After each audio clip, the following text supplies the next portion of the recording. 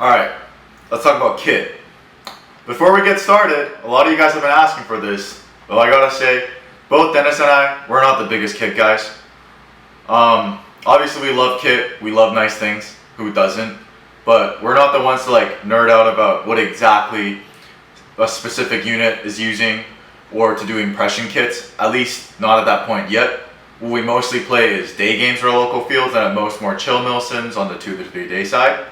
So listen to this video with a grain of salt. This is just the stuff we use and that we find works for us. And Dennis will be doing a video on this later as well with his kit.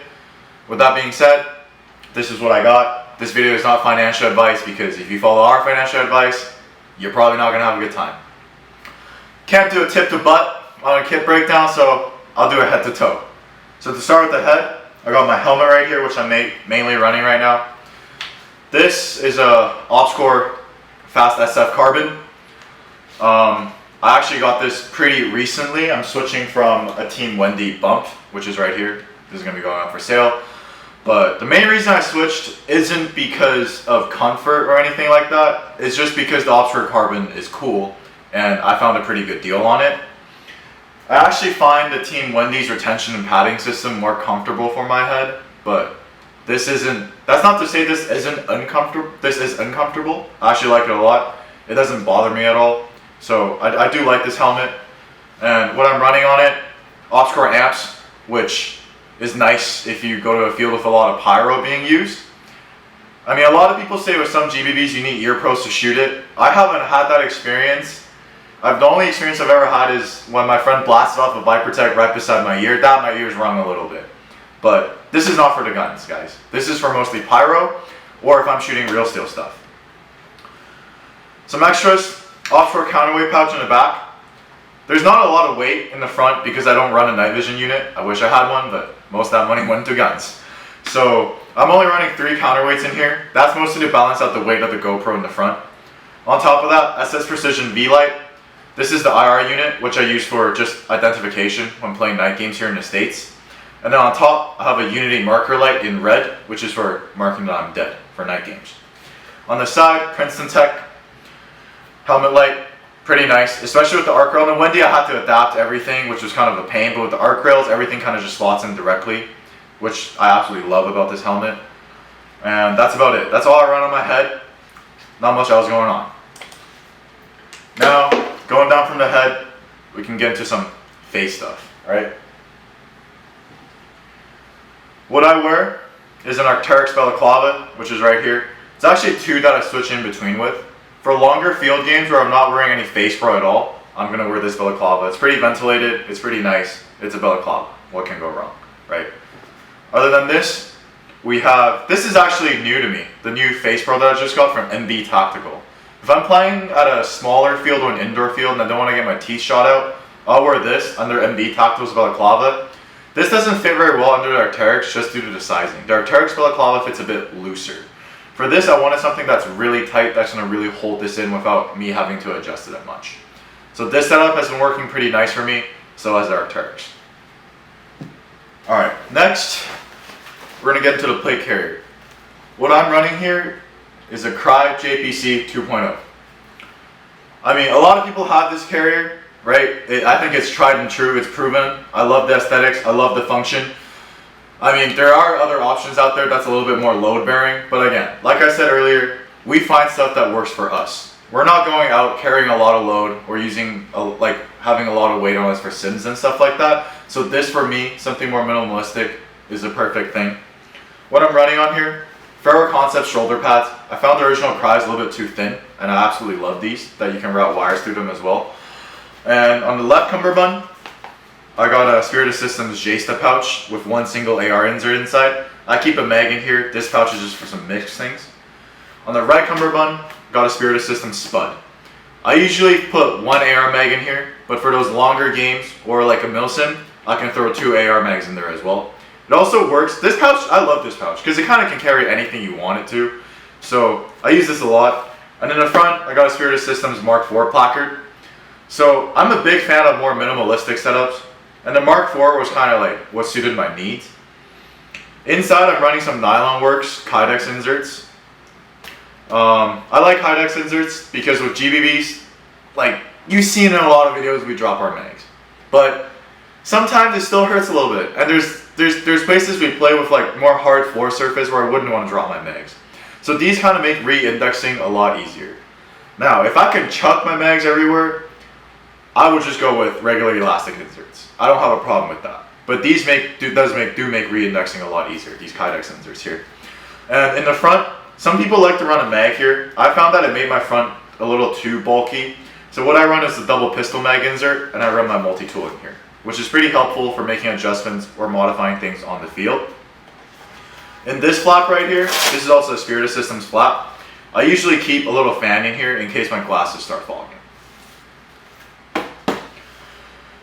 This is just a small touch, just a molly clip that you can literally get off Amazon. I'll clip my gloves on here sometimes if I'm not running my belt. That's about it. And on the back, this back panel costs more than my plate carrier. It was a pretty stupid decision to buy it, but the Crye zip pump packs, this is a 1.0 SOCOM issued system. The 2.0 systems, I found on the JPC there's a little too much overhang, which I didn't like, kind of just was flapping around when I ran. So I went ahead and got the smaller one, which is the first issue. The problem was, these are only, as far as I know, because I'm not a gear guy, these are only issued to like certain special forces units, right? So getting this one was pretty difficult. I had to pay a lot for it, but it is a system that I like a lot. Definitely a lot more minimal than the 2.0 pouches. So up here, got 6 spots. I can carry 40mm grenades or flashbangs, anything of your choice really. This is kind of useless. I've seen people mod this to just becoming 2 GP pouches. I'll probably end up doing that at some point. And down here we got a general GP. This is mostly just for like milsim if I have to carry gas or BBs on me. And under here, I have a Crye Precision side pull mag flap, right? So this can take 2 magazines in here. If I'm running a really long day game or a milsim, I might fill these slots up with 2 mags. Because GBBs, 30 round mags, you're gonna need that sustainment. Other than that, my dangler is the synth pouch from Onwards Research, aka Grantham's brand. I like this a lot because I wanted something pretty small. I usually just keep a small speed loader in here. Don't really need much more than that. Gets the job done perfectly. And yeah, so that's about it for my plate carrier. Going down further, let's talk about my belt.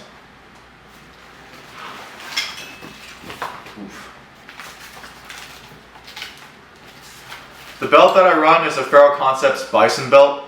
The Bison belt is actually like the first nice belt that I got for air stuff. And honestly, I kind of just stuck with it. There's a lot of good options out there, but this is the only thing that I've run and it works for me. So I never thought I would need to make a switch or anything. I'm really happy with this. The carbon inside helps a lot with keeping the structure, which I like. And what I'm running on here, S-Tac double Kiwi pistol pouches, gets the job done. Haley AR mag holder with Kydex.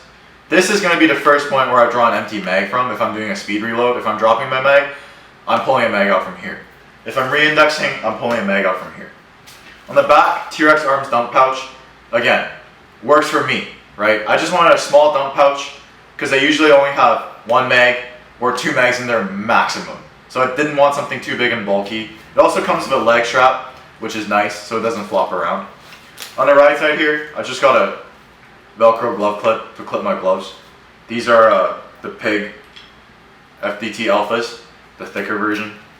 And then for my holster, I have a Safariland level 3. In Canada, I do run a QLS fork on here so I can swap between pistols pretty easy. But in the States, the only thing I got right now is this staccato. So this setup gets the job done for me.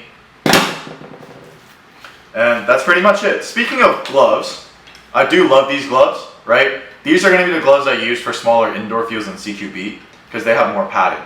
But if I'm going out to a bigger field game, I'm going to throw on these, which is the Delta variant of those gloves. These have 0 padding, but I find them more comfortable. And honestly, like if you go, even the Alphas don't have much padding, but going above that, I feel like it's kind of pointless because you're going to get shot in the hand anyways. So, love the Pig gloves, absolutely recommend them. Going on, let's get into some stuff that I wear. So, top, it's actually a little crusty still because I haven't washed it. Crye G3s, pretty standard. A lot of people run it, pretty Gucci kit. I like it a lot. I have an Arc'teryx one in Canada, but I wanted to try out the Crye from being in the States. And I like this thing a lot. There's not much to say on it. If I'm not wearing this, I'm probably just wearing a pretty basic black t-shirt. That's pretty much it. Pants. Also, Crye G3s. You can see on here I have the Ferro inner belt that attaches to the outer belt. I love these a lot because you can adjust how tight the knee pads are on you. So they don't look absolutely bagging on your legs like the Arc'teryx pants. You can also adjust the bottom to see how tight it is on your boots. But, I mean, it's Crye. It's going to last you a long time. It's going to get the job done, right? If I'm not wearing these, I'm just wearing jeans. If I'm wearing jeans, I also want to run some knee pads because I kneel a lot. And the knee pads that I run, some Arc'teryx knee pads. These are new because my old ones are in Canada and they're pretty crusty. So I got these new here. I like these a lot, but it really doesn't make a difference to me. It's just knee pads, right?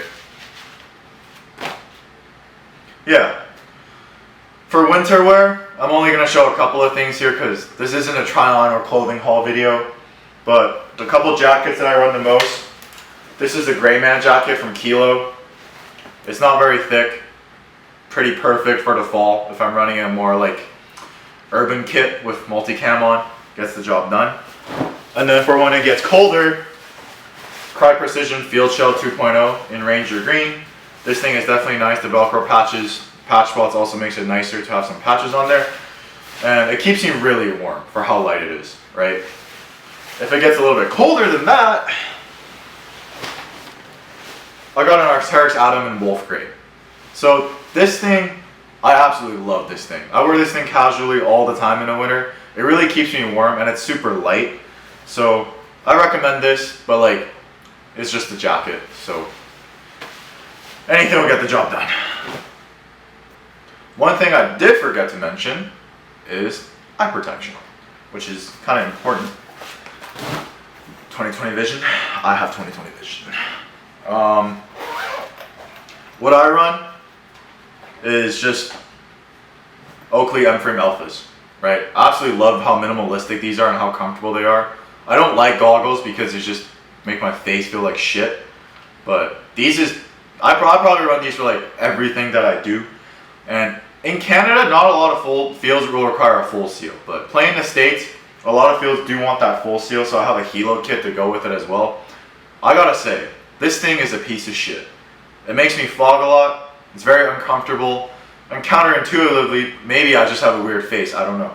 But wearing this actually makes the glasses more, less full seal for me because it pushes the glasses way further away. What I did, I just ripped out the gasket inside of these. It still passes as full seal at most fields. And this is gonna give you a little bit less fogging. So that's about it for our kit breakdown. Dennis, as I said earlier, Dennis is going to do another episode of this later with his own kit. And I also have, you guys have seen our Instagram, I do have a couple of kits that I switch in between, but this is what I'm running mostly right now in the States. I do have a Ranger Green and a Wolf Gray stuff and some Wolf Gray stuff in Canada. So I'll go over those when I actually get back there. But for now, this is the setup that I'm running here and I'm loving it a lot. But yeah, let me know in the comments if you guys have any questions. I'd be happy to answer them as always. And yeah, I'll see you guys next time.